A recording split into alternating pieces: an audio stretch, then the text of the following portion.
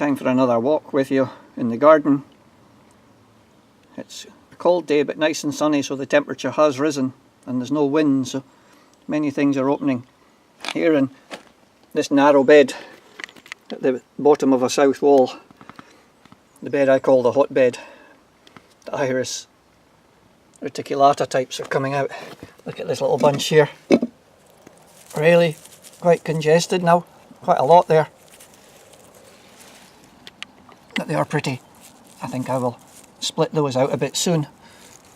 And again, if you read the bulb log today, sometimes there's no time like the present, so I may actually do it while they're in growth and give them a bit more space. You can see how the majority of them are up this end, so I could move some and space them out this end a bit. Well, let's have a wee look at what we have in the garden. You can see the white wave is crashing across the garden. The snowdrops open. And today I think is the widest any of them have got their flowers to open so far this year. Really, when they get their moment in the sunshine, they reflex probably about 45 oh well, no, it's not 45 degrees, but certainly not fully. Up there in the sunshine, the lovely yellow Eranthis, they're also starting to just open. We come round over the cobble bed. All sorts of growth coming up, so we've got various yellow snowdrops, Crocus Eranthis, used to be Crocus Gargaricus herberti, now Eranthis. We come round here, another nice, really nice little group of nice yellows. I like these ones. And then up here, a green marked snowdrop. This is Galanthus trumps. If we move across to see the wonderful Eranthis hyemalis. These are all seeded. If you look down here, look at all the seed just germinating. That's last year's seeds, a whole cluster of them there germinating. And this is the start of my process. A river of Eranthis is going to start in the cobble bed and wind its way right up round the garden and finish away over there. It'll take me a few years to achieve my aim. So let's come round past the troughs, most still in their winter state. This is my willow trough, and here we have Crocus Eranthis. So pretty, such a deep yellow. And because it makes these little runners and these tiny corms, it keeps getting mixed up. In the compost you don't always spot them all in it.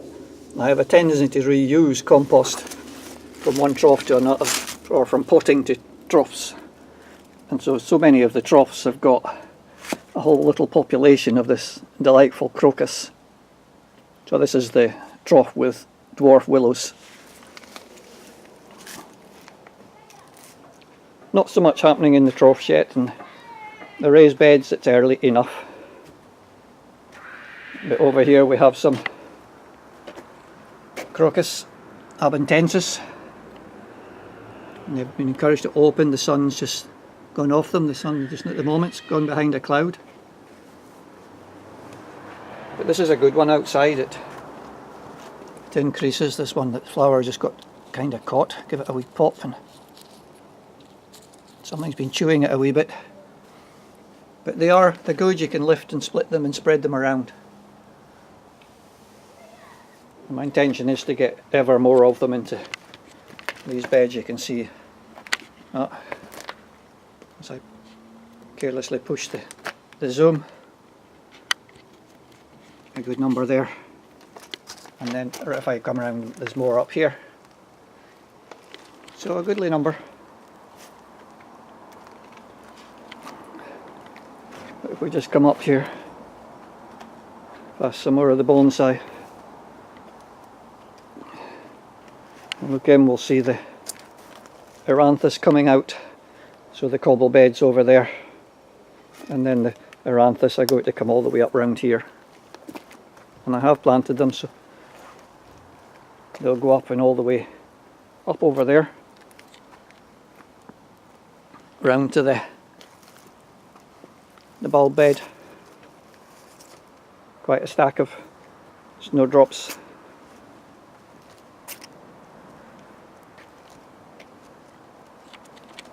Different forms. Very similar, I don't know what they're called. But really nice. So different sizes. Good clumps. This is about as big as I want a clump. Ideally, I hope I will get later in the year to lift and divide that. I'll mark the clumps with something, and then in the autumn when they're dormant, I'll lift and spread them. You know, you can do it in the green, which is, if you do it carefully, you can get away with it. My problem is that what looks like all the spaces in here, just below the ground, there'll be buds and shoots coming up, and if I start poking about in there, I'm liable to do more damage to the likes of those. So we'll just leave that. Down here, this is an interesting little one that's where the inners are not equal to the outers, but it's got long inners. That's a wee clump there. And then a double. You can tell by the way it's holding its petals out, that's a double. So many shoots. Here's Crocus. We've got Crocus Atticus.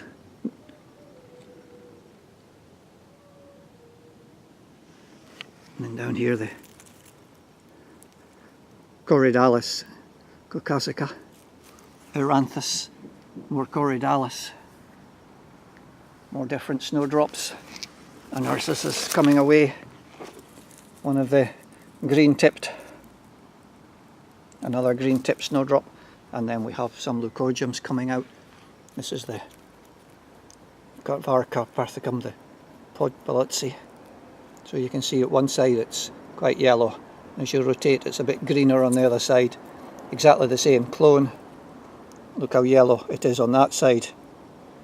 And yet if I rotate round there, that side's much greener. So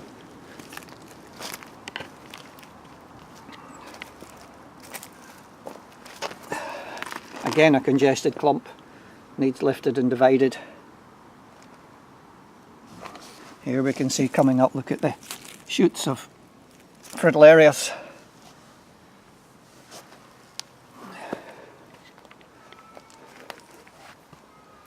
Another group here of nice yellow, little yellow group.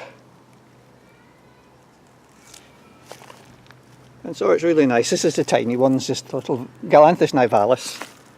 They're tiny, they're all the way there and all the way down the path in front of us. They just dot about. Some leucogiums down here. Drop down. Be seeded down from the big ones up there. A nice group of leucogiums squeezed between the rocks.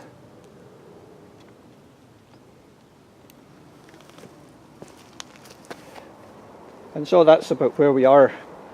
This scene's repeated around the garden. But it's so nice when the sun is out and we can get this lovely mixture of slightly different forms.